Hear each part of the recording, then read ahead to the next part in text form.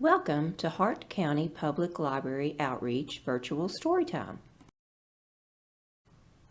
Our Tree Named Steve by Alan Zweibel, illustrated by David Catrow. Dear kids, a long time ago, when you were little, Mom and I took you to where we wanted to build a house for us to live in. But in order to build there, men had to come and clear the land. I remember there was one tree, however, that the three of you couldn't stop staring at. Adam thought it was crying. Lindsay said it looked nervous, and Sorry, who was only 2 years old, couldn't pronounce the word tree and called it Steve. "I love you, Steve," she kept saying, and then Adam and Lindsay started saying it. And before too long, Mom and I got the hint and asked the builder to please save Steve.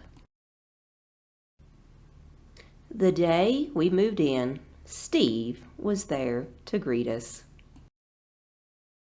He quickly worked his way into your lives as a swing holder, target, third base, hiding place, jump rope turner.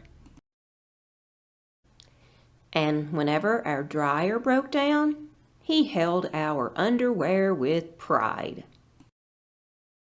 Yes, right there in the center of our yard, this weird-looking tree grew to become the center of our outdoor life. Through all our barbecues, campouts, dance parties. Or when Adam and Lindsay started getting crushes on the Simon kids next door, Steve adjusted to our every need. And it wasn't always easy, standing tall through snowstorms in the winter. Or when Uncle Chester napped in the hammock, couldn't possibly have been fun. Not to mention the time that the sewer overflowed and Steve sucked up all of the smelly water before it drowned Kirby. Then got so sick himself that the tree doctor had to give Steve a haircut that made him look like a big thumb. Through the years, Mom and I have tried to show you in a world filled with strangers the peace that comes with having things you can count on and a safe place to return to after a hard day or a long trip. Which brings me to the point of this letter. Last week, a storm hit our area. And though we spared Steve's life a long time ago, this time we couldn't save him.